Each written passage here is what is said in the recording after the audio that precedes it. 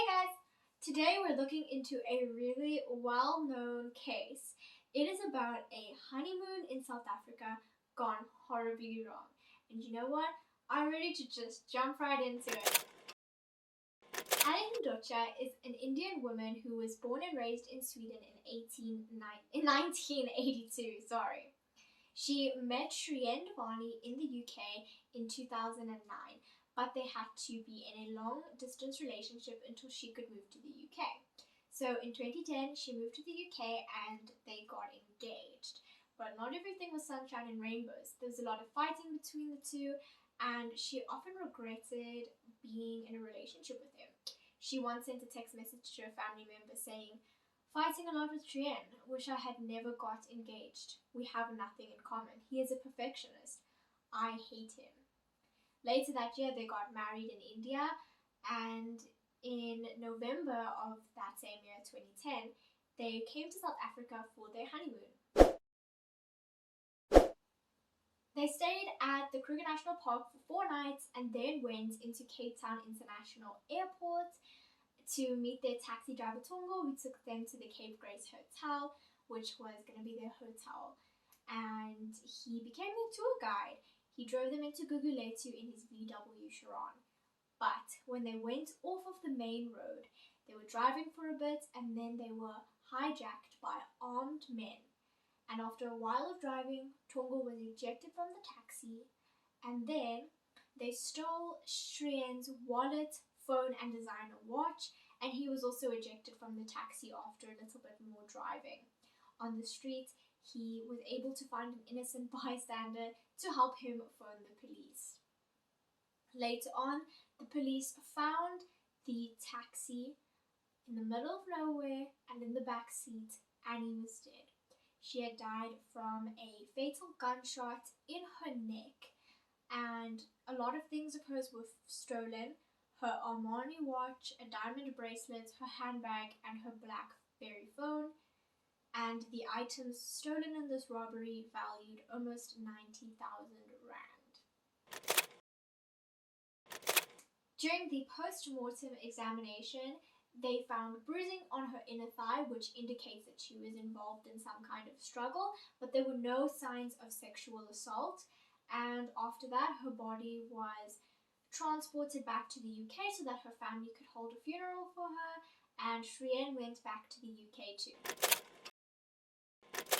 South African police found a palm print on the inside of the taxi, which led to the arrest of Mngeni, and he came out and confessed right away that he was a part of the hijacking, robbery, kidnapping scheme, and he gave the names of 2 other men that were involved. One of them was Kwabe, who shot Annie in a struggle to get her handbag, and he was arrested on the 18th of November, and he confessed to being involved as well. But then the next day, he changed his story to say that it was actually Shrien's idea to kill his wife, and it was a murder for hire plot.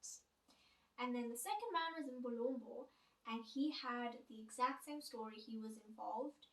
He confessed that, and then the next day he changed his story and said that it was a murder for hire plot by Shrien. Tongo, the taxi driver, reported the hijacking to a police station in Gugulethu, and he said he was an innocent bystander, but then a day later, he hired an attorney and surrendered himself on the 20th of November to the police, saying that it was a whole murder for hire plot by Shrien, and it was covered up to make it look like a hijacking. And he said that Shrien paid him 15,000 rand upfront to get it done, and you do see some surveillance footage of Shrien paying him or them exchanging some money, but we don't know what it was for or how much it was. So this got a lot of international attention and a lot of media coverage, and it was very bad publicity for South Africa. It happened after the 2010 World Cup, and so there was this steep drop in tourism, which was not good after a World Cup, so it wasn't expected. So there's a lot of pressure on the police to solve this case.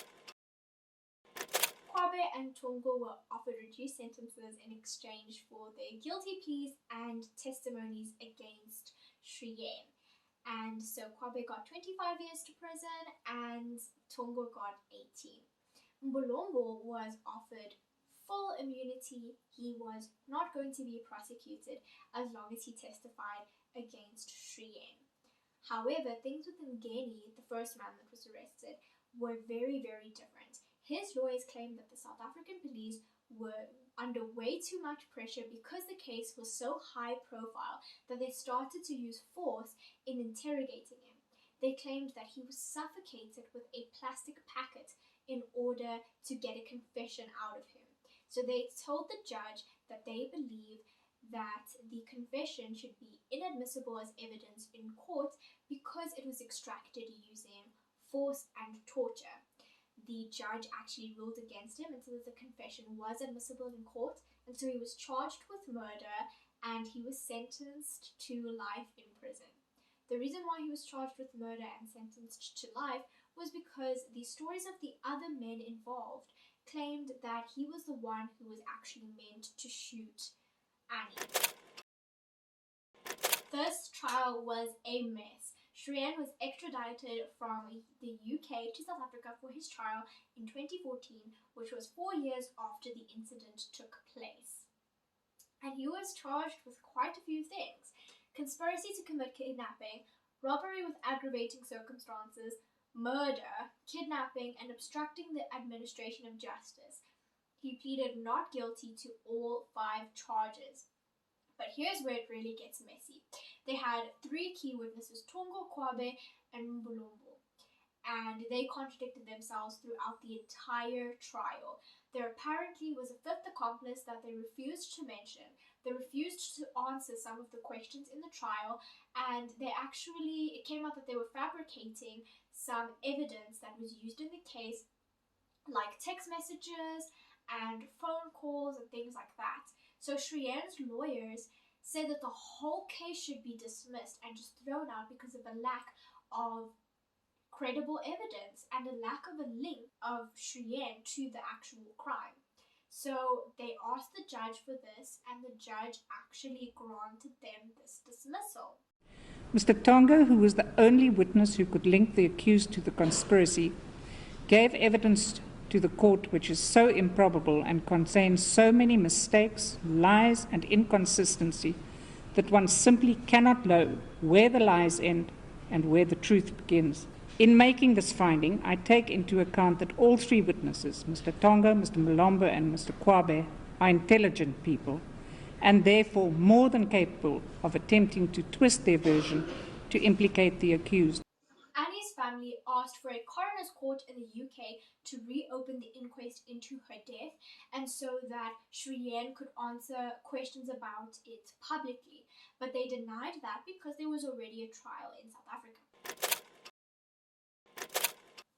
Ngeni applied for a medical parole because he was terminally ill with a brain tumor, but it was denied and he died in prison 2 years after his trial.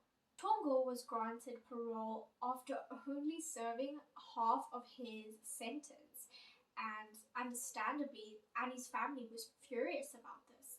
Her uncle said, "We believe that the justice system does not represent the South African people. Annie is not getting justice. Zola can go back to his loved ones, but Annie will never return." He said, "Surely this cannot be any democratic country's justice system." And because of how upset the family was at how much media coverage this was getting, they decided to review his parole. And on the day that he was actually supposed to leave, he had packed his things, he had said goodbye to his friends. On his way out, they told him, "Sorry, your parole is being reviewed," and it was denied, and he had to stay in prison. And obviously he was devastated. And to this, Annie's father had to say, "He's a very smart guy. He is fooling the system. He is fooling everybody. We thought that he would at least regret what he did, but I could see no regret on his face. He never said, 'I'm sorry for what I did.'" 4 years after his trial in 2018, Shrien actually moved on and got into a relationship with a man. And he went on many holidays with his partner. And This really upset Annie's family too. Let me read to you what they said. Annie's uncle said, "If he's been to Ibiza, I hope he enjoyed the beaches. My family and I will never be able to in the same way because Annie loved the beach, and every time we have tried to go, we have left in tears. Her memory and the things she loved hurts us today and always will. Shrien still hasn't made time to sit down and talk with us. We've not moved on or had a word from him. We accept he did not murder Annie, but he lied to us and had a very secret gay life. He owes us an apology for his lies." Shrien is now around 40 years old, and he is a millionaire and he's leading care teams that protect the elderly from COVID-19. So, I really want to know what you guys think about this. Do you think that Shrien was involved at all? Do you think he was an innocent victim? Or do you think that this was a murder for hire plot? Or do you think that these men tried to frame him? I don't know, let me know. I do have some extra information for you though. Apparently, Shrien was seeing a male escort during his relationship with Annie, and this person came out to speak about Shrien and how he confided in him about his relationship with Annie. Apparently, he was really stressed and felt pressured into marrying her. He said that if he broke up with her, his family would have disowned him. Also, why would he hire a taxi driver as a tour guide and drive into Guguletu? It's just a little bit sus for me. Please let me know what you guys think. There is so much to this case. So if you know any more information, please tell me. What do you guys think and why? And do you have any video ideas that you want me to look into for my next video? Well, thank you so much for watching, guys. I hope you are staying safe, and I'll see you in my next video.